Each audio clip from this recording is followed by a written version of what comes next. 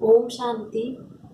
आज बाबा ने 22 अप्रैल 2020 की मुरली है। बाबा ने कहा, मीठे बच्चे, तुम्हें अभी नाम रूप की बीमारी से बचना है, उल्टा खाता नहीं बनाना है, एक बाप की याद में रहना है।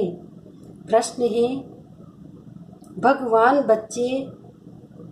भाग्यवान बच्चे किस मुख्य पुरुषार्थ से अपना भाग्य बना देते हैं? उत्तर है, भाग्यवान बच्चे सबको सुख देने का पुरुषार्थ करते हैं, मनसा वाचा कर्मणा कोई को दुख नहीं देते, शीतल होकर चलते हैं तो भाग्य बनता जाता है, मतलब शांत रहते हैं एकदम।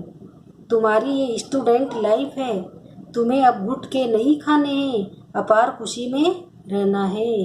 गीत, तुम्ही हो माता पिता तुम्ही हो। ओम शांति। सभी बच्चे मुरली सुनते हैं, जहाँ भी मुरली जाती है सब जानते हैं कि जिसकी महिमा गाई जाती है वो कोई साकार नहीं है, निराकार की महिमा है। निराकार साकार द्वारा अभी सम्मुख मुरली सुना रहे हैं। ऐसे भी कहेंगे, अभी हम आत्मा उन्हें देख रहे हैं। आत्मा बहुत सूक्ष्म है, इन आंखों से देखने में नहीं आती है। भक्ति मार्ग में भी जानते हैं कि हम आत्मा सूक्ष्म है, परंतु पूरा रहस्य बुद्धि में नहीं है कि आत्मा है क्या। परमात्मा को याद करते हैं, परंतु वह है क्या ये दुनिया नहीं जानती। तुम भी नहीं जानते थे, अभी तुम बच्चों को यह निश्चय है कि ये कोई लौकिक टीचर व संबंधी भी नहीं। जैसे सृष्टि में और मनुष्य है, वैसे ये दादा भी था। तुम जब महिमा गाते थे, तमेव माताश्च पिता तुमेव, तो समझते थे ऊपर में है। अभी बाप कहते हैं, मैंने इसमें प्रवेश किया है, मैं वही इसमें हूँ। आगे तो बहुत प्रेम से महिमा गाते थे, डर भी रखते थे। अभी तो वह यहाँ इस शरीर में आए हैं। जो निराकार था वह अब साकार में आ गया। वह बेट बच्चों को सिखलाते हैं, दुनिया नहीं जानती कि वह क्या सिखलाते हैं। वह तो गीता का भगवान श्री कृष्ण समझते हैं, कह देते हैं वह राजयोग सिखलाते हैं। अच्छा, बाकी बाप क्या करते हैं? बल गाते हैं तुम मात पिता, परंतु उनसे क्या और कब मिलता है यह कुछ नहीं जानते। गीता सुनते थे तो समझते थे कृष्ण द्वारा राजयोग सीखा था, फिर वह कब आकर सिखलाएंगे वह भी ध्यान में आता होगा। इस समय ये वही महाभारत लड़ाई है जो जरूर कृष्ण का समय होगा। जरूर वही इष्ट ज्योग्राफी रिपीट होनी चाहिए। दिन प्रतिदिन समझते जाएंगे। जरूर गीता का भगवान होना चाहिए। बरोबर महाभारत लड़ाई भी देखने में आती है। जरूर इस दुनिया का अंत होगा। दिखाते हैं पांडव पहाड़ पर चले गए तो उनकी बुद्धि में यह आता होगा, बरोबर विनाश तो सामने खड़ा है। अब कृष्ण है कहाँ, ढूंढते रहेंगे जब तक तुमसे सुने न कि गीता का भगवान कृष्ण नहीं शिव है। तुम्हारी बुद्धि में तो ये बात पक्की है, ये तुम कभी भूल नहीं सकते। कोई को भी तुम समझा सकते हो गीता का भगवान कृष्ण नहीं शिव है। दुनिया में तो कोई भी नहीं कहेगा सिवाय तुम बच्चों के। अब गीता का भगवान राजयोग सिखलाते थे तो जरूर इससे सिद्ध होता है नर से नारायण बनाते थे। तुम बच्चे जानते हो भगवान हमको पढ़ाते हैं, बरोबर नर से नारायण बनाते हैं। इन लक्ष्मी नारायण का स्वर्ग में राज्य था ना।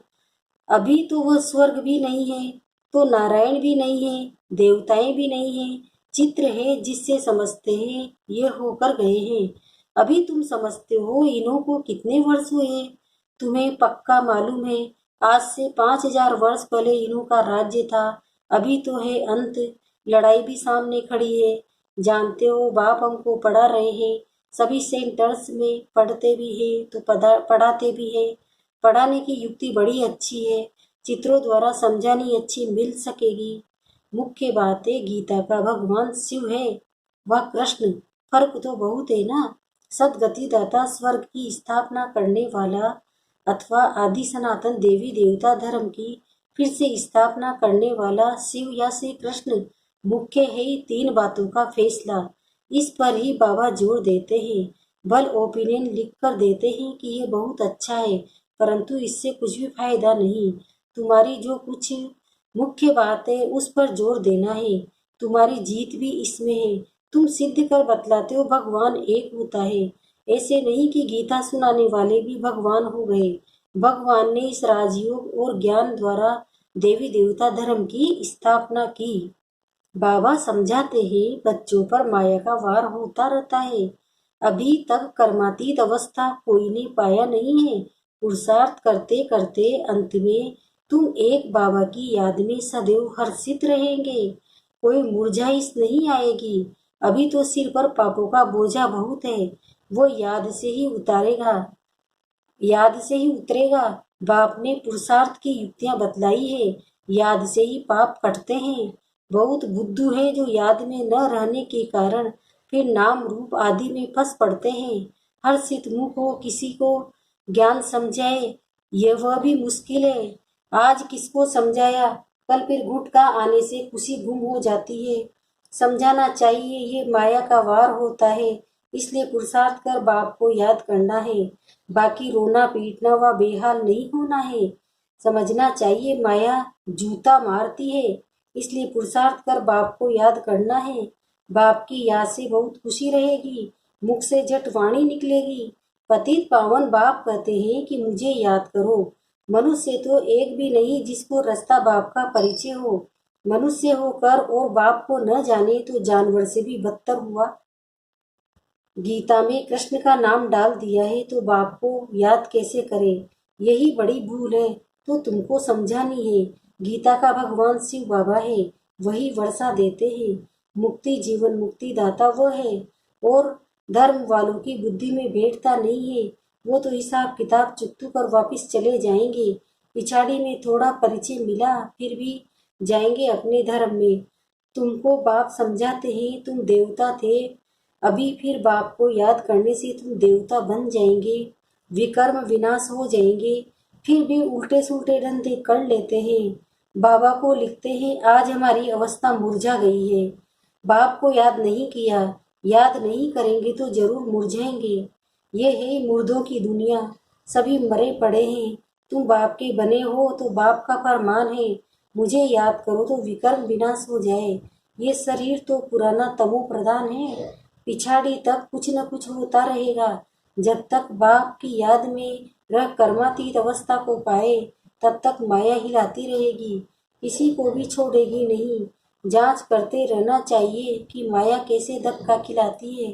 धनवान हमको पढ़ाते हैं, ये भूलना क्यों चाहिए।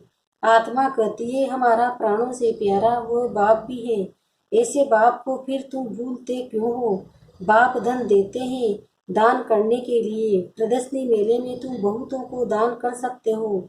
आप ही शौक से भागना चाहिए। अभी तो बाबा को ताकीद करनी पड़ती है, उमंग दिलाना पड़ता है। जाकर समझाओ, उसमें भी अच्छा समझा हुआ चाहिए। देह अभिमान का तीर लगेगा नहीं। तलवारें भी अनेक प्रकार की होती है ना। तुम्हारी भी योग की तलवार बड़ी तीखी चाहिए। सर्विस का उल्लास चाहिए, बहुतों का जाकर कल्याण करे। बाप को याद करने की ऐसी प्रैक्टिस हो जाए जो पिछाड़ी में सिवाय बाप के और कोई याद न आ पड़े। तभी तुम राजाई पद पाएंगे। अंतकाल जो अल्प को सिमरे और फिर नारायण को सिमरे। बाप और वर्षे को याद करना है, परंतु माया कम नहीं है। कच्चे को एकदम ढेर हो पड़ते हैं। उल्टे कर्मों का खाता तब बनता है जब किसी के नाम रूप में फंस पड़ते हैं। एक दो को प्राइवेट चिट्ठियां लिखते हैं, देहधारियों से प्रीत हो जाती है तो उल्टे कर्मों का खाता बन जाता है। बाबा के पास समाचार आते हैं उल्टा सुल्टा काम कर, फिर कहते हैं बाबा हो गया। अरे खाता उल्टा हो गया। ये शरीर तो पलित है, उनको तुम याद क्यों करते हो। बाप कहते हैं मुझे याद करो तो सदैव खुशी रहे। आज खुशी में है, कल फिर मुर्दे बन पड़ते हैं। जन्म जन्मांतर नाम रूप में पछते आते हैं। स्वर्ग में ये बीमारी नाम रूप की होती नहीं, वहाँ तो मोह जीत कुटुंब होता है। जानते हम आत्मा है शरीर नहीं, वह है आत्म अभिमानी दुनिया। यहाँ है देह अभिमानी दुनिया, फिर आधा कल्प तुम देही अभिमानी बन जाते हो। अब बाप कहते हैं देह अभिमान छोड़ो, देह अभिमानी होने से बहुत मीठे शीतल हो जाएंगे। ऐसे बहुत थोड़े हैं, पुरुषार्थ कराते रहते हैं कि बाप की याद न भूलो। बाप फरमान करते हैं, मुझे याद करो, चाट रखो, परंतु माया चाट भी रखने नहीं देती है। ऐसे मीठे बाप को तो कितना याद करना चाहिए। ये तो पतियों का पति, बापों का बाप है ना। बाप को याद कर और फिर दूसरों को भी आप समान बनाने का पुरुषार्थ करना है। इसमें दिलचस्पी बहुत अच्छी रखनी चाहिए। सर्विसेबल बच्चों को तो बाप नौकरी से छुड़ा देते हैं। समकाश देख कहेंगे, अब इस धंधे में लग जाओ। एम ऑब्जेक्ट तो सामने खड़ी है। भक्ति मार्ग में भी चित्रों के आगे याद में बैठते हैं ना। तुमको तो सिर्फ आत्मा समझ परमात्मा बाप को याद करना है। विचित्र बाप को याद करना है, ये मेहनत है। विश्व का मालिक बनना कोई मासी का घर नहीं है। बाप कहते हैं, मैंने विश्व का मालिक नहीं बनता हूँ, तुमको बनाता हूँ। कितना माथा मारना पड़ता है। सपूत बच्चों को तो आप ही होना लगा रहेगा।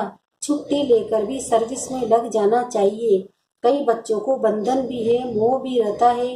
बाप कहते हैं, तुम्हारी सब बीमारियां बाहर निकलेगी। तुम बाप को याद करते रहो। माया तुमको हटाने की कोशिश करती है। याद ही मुख्य है। रचता और रचना के आदि मध्य अंत का ज्ञान मिला, बाकी और क्या चाहिए। भाग्यवान बच्चे सबको सुख देने का पुरुषार्थ करते हैं। मनसा वाचा कर्मणा किसी को दुख नहीं देते हैं। शीतल होकर चलते हैं तो भाग्य बनता जाता है। अगर कोई नहीं समझते हैं तो समझा जाता है इनके भाग्य में नहीं है। जिनके भाग्य में है वह अच्छी रीति सुनते हैं, अनुभव भी सुनाते हैं ना, क्या क्या करते हैं। अब मालूम पड़ा है जो कुछ किया उससे दुर्गति ही हुई है। सदगति को सब पाए जब बाप को याद करे। बहुत मुश्किल कोई घंटा आधा घंटा याद करते होंगे, नहीं तो गुटखा खाते रहते हैं। बाप कहते हैं, आधा कल्प गुटखा खाया, अब बाप मिला है। स्टूडेंट लाइफ है तो खुशी होनी चाहिए ना, परंतु बाप को घड़ी घड़ी भूल जाते हैं। बाप कहते हैं, तुम कर्म योगी हो, वो धंधा आदि तो करना ही है। नींद भी कम करना अच्छा है। याद से कमाई होगी, खुशी भी रहेगी। याद में बैठना जरूरी है। दिन में तो फुर्सत नहीं मिलती, इसलिए रात को समय निकालना चाहिए। याद से बहुत खुशी रहेगी। किसी को बंधन है तो कह दे सकते हैं, हमको तो बाप से वर्षा लेना है, इसमें कोई रोक नहीं सकता। सिर्फ गवर्नमेंट हो जाए, समझाओ कि विनाश सामने खड़ा है। बाप कहते हैं, मुझे याद करो तो विकर्म विनाश होंगे। ये अंतिम जन्म तो पवित्र रहना है, इसलिए हम पवित्र बनते हैं। परंतु कहेंगे वो जिनको ज्ञान की मस्ती होगी। ऐसे नहीं कि यहाँ आकर फिर देहधारी को याद करते रहे। देहाभिमान में आकर लड़ना झगड़ना जैसे क्रोध का भूत हो जाता है। बाबा क्रोध करने वालों की तरफ कभी देखते भी नहीं। सर्विस करने वालों से प्यार होता है। देह अभिमान की चलन दिखाई पड़ती है। घुल घुल तब बनते हैं जब बाप को याद करेंगे। मूल बात यह है, एक दो को देखते बाप को याद करना है। सर्विस में तो हड्डियां देनी चाहिए।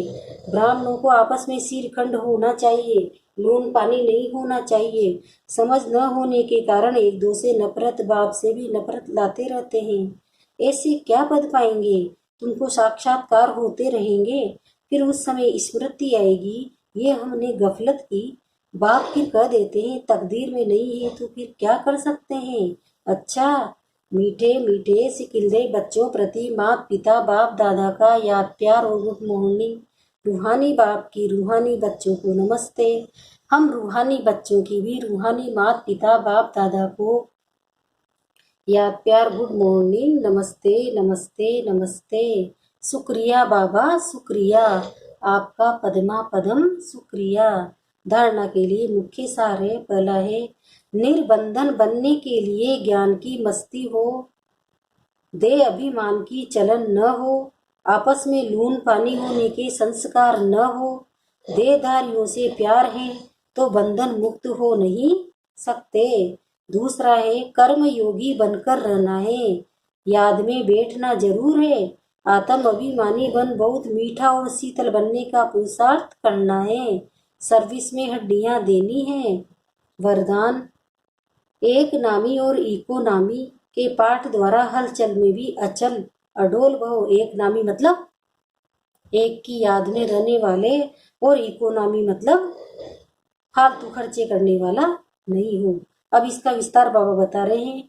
समय प्रमाण वायुमंडल अशांति और हलचल का बढ़ता जा रहा है।